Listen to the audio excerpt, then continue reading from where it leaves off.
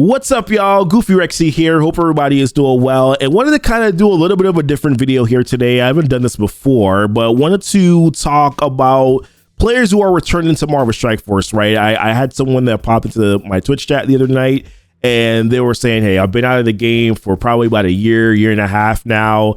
I have XYZ characters. Like, what do I focus on now? How do I sort of kind of gain my way back into being, whether it's competitive or semi-competitive? How do I sort of kind of pick my account up, and then sort of what should I be focusing on as a player right now? So wanted to make that video today here, and I got someone that's going to be helping me to kind of go through sort of like their thoughts and what they would recommend, and that's Benny. That's 2K Benny. What's going on with you, man? How are you? Hey, what's up, Goofy? Thanks for having me. Yeah, absolutely no problem. I thought it would be good to have you on because you kind of have a little bit of an earlier account right now. How many days played are you? Around 400 days played, a little bit over than that. Okay. All right. And you're what? I think I saw your TCP, you're like 7 million TCP or so right there. 7.5 million. Yeah, right around that. Okay. 7.5. And sort of what content are you doing right now? You kind of progress pretty fast. I mean, and you're free to play. Am I right? Yes, free to play. And so some of the content that I'm doing right now is we just switched from doing Doom 2.2 to Doom 2.3 daily, and we're doing the hardest difficulty in all the Greek raids. And then I also try to maintain top 20 in arena. Okay, wow. So you're like super hyper focused when it comes to sort of like your planning, because I think you kind of sort of ignore some things on your roster and just kind of focus on like what you need to do for like your current content, right? So that's why I wanted to talk to you and kind of get your idea, your perspective on some of the things that, someone that's returning to Marvel Strike Force, like what they do. So I guess let's kind of start off there, right? So I get people always ask me the question, what about like character options? Like, what should I be focusing on there? Like, what would be some of like your recommended character options that someone that's taking some time off of the game that they should try to start kind of focusing on right now? Well, for me, my recommendation would be anything that can kind of get you to the top or as far as the top of the arena as you can get. So I would recommend Infinity Watch, and that would be the main three of Gamora, phyla-vell, and Nebula. Okay. Just because they're kind of farmable, and Moondragon is also somewhat farmable now. Okay. Yeah. And depending on where you are, you may not be able to get Moondragon. Some of this is going to be roster dependent, right? Like, how long ago did you stop playing the game? Were you able to get to the Doom campaign, stuff like that? Yeah, Moondragon is probably going to be a little bit harder to get. Obviously, if you weren't around for whenever Doom campaigns were launched, maybe you won't be able to target this. But yeah, Moondragon is in Doom 2.9, but mainly, like I said, you're talking about like phyla-vell, Nebula, and Gamora. And Nebula was like at the very beginning of the game, so fairly easy to get. Gamora is in the boot store. phyla-vell, though, she's the one where she's in the arena store, and I do not want to open up an arena orb, but she's in the arena store, and she's for 975 credits. So that may be a little bit challenging too, depending on, because right now you're probably not going to be getting a lot of arena credits, right? So that may be a little challenging, but you're still saying that phyla-vell with the Nebula and Gamora are still probably one of the better options to go after if you're sort of returning and don't have Cersei, don't have Icarus. You won't really be able to get Darkhold, right? Yes, absolutely. Even though she costs a little bit more, it'll definitely be worth it in the long run. Okay. All right. Yeah, I definitely think I agree with that as well.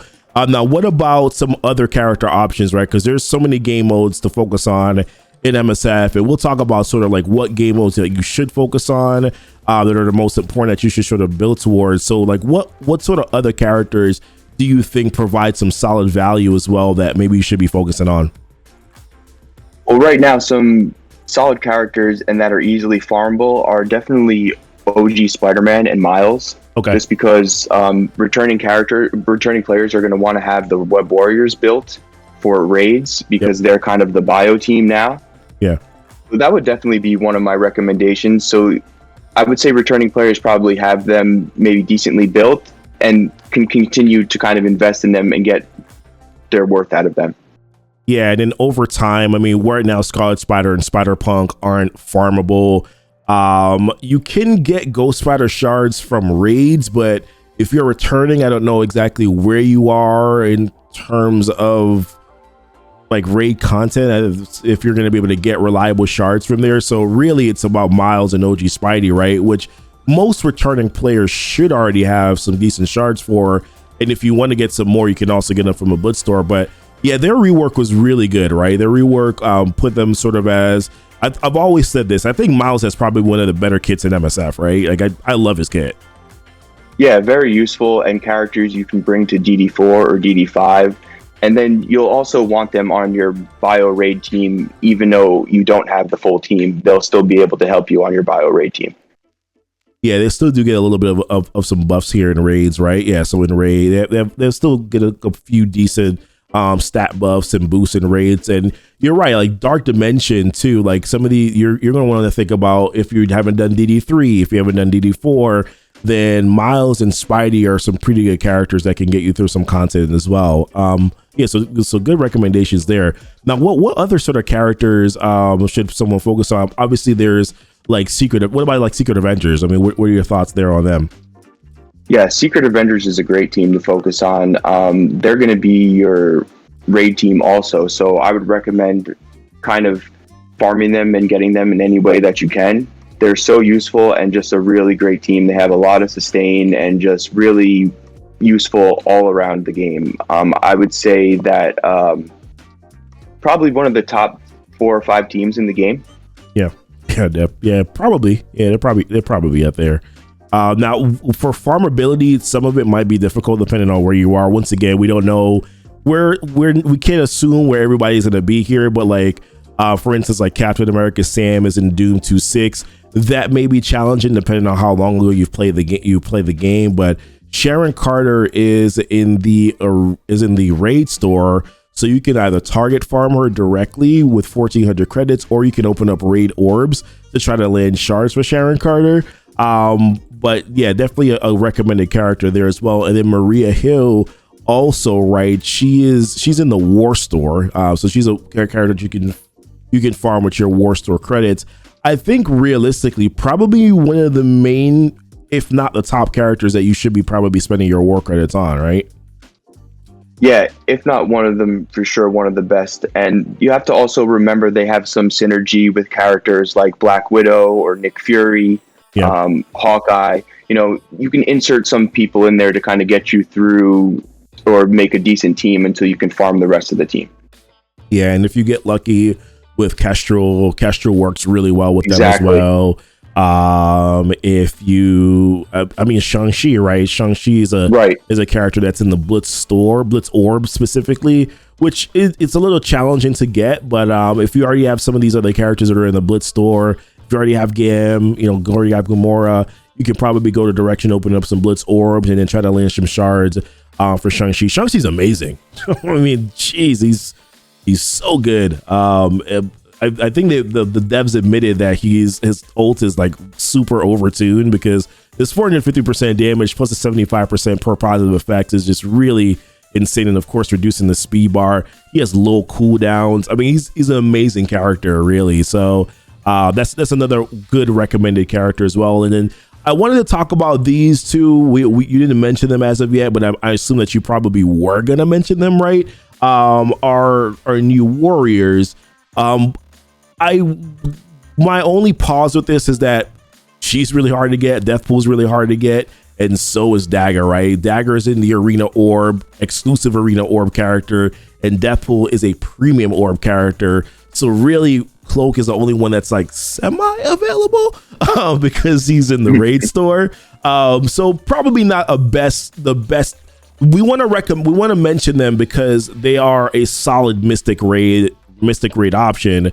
But we want to say maybe you shouldn't put all your eggs in that basket. Cloak is still an individual good standalone character, but if you can get some shards for Deathpool and Dagger, they're pretty good to use too, right? Oh yes, 100%. Just the 3 of them are very useful by themselves. I use them on War, just the 3 of them, and kind of put some other characters in with them. I did DD3 City with just Cloak and Dagger, so that should tell you how powerful they are. Yeah, wow.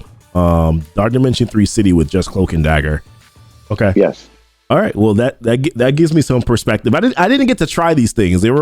I got them. They were released for me after I was already done with Dark Dimension 3. So it's kind of good to get that perspective. Now, some other characters that is there some other characters we talked about Miles, we talked about OG Spidey, we talked about Secret Avengers, New Warriors a little bit here, Shang-Chi, Infinity Watch. Any other characters that we're probably forgetting that we should probably mention? Well, there's some important characters to talk about, but I'm not sure how obtainable they are. For instance, like Kestrel, you know what I mean? There's definitely characters that are important to the game that you really kind of need in the meta, and if you're coming back, that will really help you in a lot of ways, and Kestrel is definitely one of them. Yeah. I would say probably one of the best characters in the game, and really important to kind of have to get you through a lot of content and valuable on a lot of different teams as a plug and play. So I know she's not farmable and you kind of have to get lucky, but if you do happen to have her or you do want to get her, she's definitely worth getting because it'll help you throughout all the modes in the game. Yeah, for sure. Emma is still a good character, right? She's definitely still a part of the meta as it stands right now. I mean, there's I'm thinking what about let's do it, right? We haven't talked about them yet. They just got a rework. They're gonna be pretty good now. Maybe and a lot of probably returning players already have all of these characters, right? What about Wakandans? Are Wakandans a recommended build, or are they still kind of more of a niche team? I know Shuri is like definitely a recommendation. So I would say they're actually really useful in every mode except for Arena, really, especially with all the new modes that have been introduced with the game. Yeah. You kind of need a team, and especially a team that will work good, and their rework is excellent. So whatever anyone kind of expected from when they were released, I think they work properly now and how they should have worked in the first place. I'll say from the little testing that I've done with them have been amazing. So knowing that they're good in Tower, that they'll be good in Crucible, that they'll be good in War, whether on offense or defense, could make you really comfortable investing in them. Yeah, for sure. And you know, of course, Killmonger provides just so many other values too, right? As a mercenary, as a Wakandan, as a skilled military tags. He's usable in multiple Flash events, you know, with those tags, payday. I don't remember what the training mat event's called. I really can't remember. But Chaos Theory, where you need all the Wakandans. Black Panther's a standout. Okoye is good. I mean, so if you're kind of one of those people who are just like, hey, I invested into Wakandans, they weren't good. I left the game. I came back, and you know, they're definitely a good team that will provide some solid value and option for you here. Maybe not a Doom Raid team, right? But definitely a good Greek Gamma Ray team, good on ward defense, good in Cosmic Crucible, you know, because Cosmic Crucible is that new PvP mode. They're probably going to be one of your top options for Cosmic Crucible, which I think low key may be one of the most important, if not the most important game mode in MSF, you know, kind of shortly coming.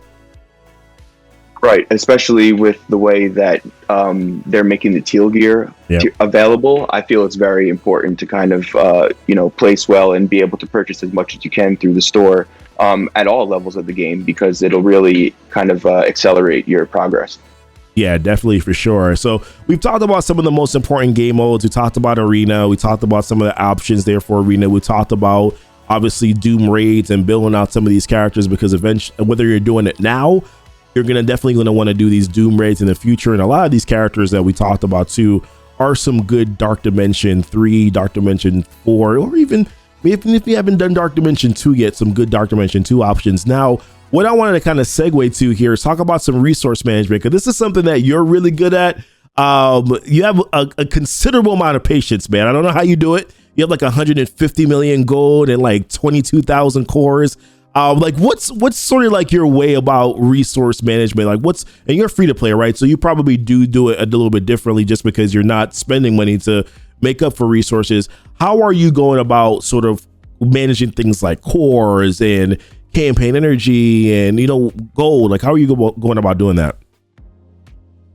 So I have some basic rules that I follow. I think the most important rule that I follow is to make sure that none of my energy is getting capped every day. Mhm. And that's very important for a new player, is kind of make sure that you're using all your energy to farm whatever you can and also earn the XP. If you need to get to level 85, because if you are coming back to the game, the cap level may have increased since you last played. So Right. I have a lot of cores, and when I spend the cores, they're usually to progress on something that I need. So right now I need a lot of teal gear. So what I'm doing is using the 50 refreshes on energy every day to farm all the teal gear in the campaign nodes, so I can get closer to doing DD5. So my recommendation would be to kind of use the 50 core refreshes on either the ISO energy or the campaign energy every day once you have an amount of cores saved, to kind of accelerate your progress a little bit. It'll really set you ahead a long way and get you further in the game. Okay. But you've accumulated a lot of cores. I mean, how are you accumulating those cores at sort of the pace that you're doing it right now? So the two most important things for me are, one is definitely the arena and maintaining top 20 as much as I can. Yep. I know that's not very easy for everybody to do, so it's easy to kind of say that. So what especially I'll recommend a returning is, player, right? Like a returning player may not be able to stay in the top 20. They're probably maybe they get to top 200, but yeah, it's going to be challenging there. Right. So that's where I was going with it. I would say that, you can climb as far as you can and see kind of what you're making every day. And then you kind of want to spend, you don't want to spend any more than you're making every day. Gotcha. You kind of want to make sure that you're just using enough to get by and that you're making a little bit more so you save up. So that's kind of how I do it. I try to make sure that I use what I can and save what I don't have to use. So the higher you obviously place, the more cores you get, so the better. And then it'll also help with your arena payout. So it's just in general a great way to kind of accelerate your account. And then I would say the second thing to kind of really focus on is to spend 1 million gold a day. And if you want to take a look at the milestones, I could tell you that there's a certain milestone that you should hit every day in the high roller, and that's the one where you're just receiving the cores. So the last milestone where you receive the cores, I think it's milestone 10. I may have already collected it. Yeah. Milestone So 10. you're going to want to go to where the cores end. And that's where I pretty much end unless I need to spend more that day. So my goal is to kind of make sure that I'm receiving all the cores that I can collect throughout the game in all the modes. So that's where I'll go. I'll make sure I get to 10 no matter what every day. And I won't spend past that unless I need to. And that will kind of go into the next section is my gold. So that's where I get the excess gold. Is if I don't have to spend more than 1 million in the day, I won't, and that excess gold adds up in the long run. So yeah, I would recommend spending between 1.5 million every day if you want to save gold, and that will in turn get you those milestones every day. So it kind of works together. Yeah, that's a good call. I try to do that. I'm a little bit more accelerated this time around because I'm prepping for Scourge. I'm also, waiting for my Bay to come in the game, Gambit. So therefore, I'm kind of speeding up some of my progress here because I want to be able to kind of invest into them. But that's a really good sort of mention there, to spend 1 million to 1.5, only spending enough, and you're not just talking about your high roller. That's good for your goal, but you're also talking about milestones like Save the World too, right? Like you're looking at some of these and saying, okay, well, how much can I spend to be able to get some of these cores back? So like, for instance, like you would probably not want to spend more in 2 days than getting to milestone 13, right? Like that's kind of like your idea is to kind of stop spending resources where you won't be able to get those cores back. Exactly. I couldn't have said it better myself. I think actually it really helps now. So what gets you there is what I was talking about earlier with the 50 campaign energy refreshes will really help you get that if you're over the 2 day period. Yeah. And now also they have a web store. So if you go to the web store and you collect that energy, and this is another tip, I save all 7 in my inbox every day just in case you need them for events or whatever. So I have those saved. And then I also, if I'm close to one of those milestones that you just showed, and I need to get myself over the hump to kind of get those cores, I can always use one of them if I need it. So it's just good to have in your inbox just in case. Yeah, all right. This is solid advice. And I mean, we could probably go into some other things. We could probably talk about like store specific stuff where we kind of dive into it, but I don't want to make this video too long, so we can probably follow up with a future video and talk about some specific store recommendations where that's concerned for like beginners or newer players or someone that's returning here as well. So future video, that's where we'll talk about that. But really good information, Benny. Tell me, where can they find you? Well, I stream on Twitch at twitch.tv/2kbenny, and you can find me in everybody's chats hanging out in Marvel Strike Force. So yeah, that's it, and appreciate you for having me, Goofy, and it's been really fun. Yeah, absolutely. I mean, I'm happy to get your perspective. I think it's really good and insightful, be it, kind of just sort of where you're coming from. Like I said, we'll have you on again. We'll talk about some other things like store specifics. We'll talk about campaign specific stuff too, because I know some people always usually want some help with like, hey, what do I do about this early Doom campaign? So we can talk about some of that stuff later on in the future. And then we'll also have like a new player guide that we'll discuss later on as well. But yeah, I mean, really helpful information. Thank you so much for being on.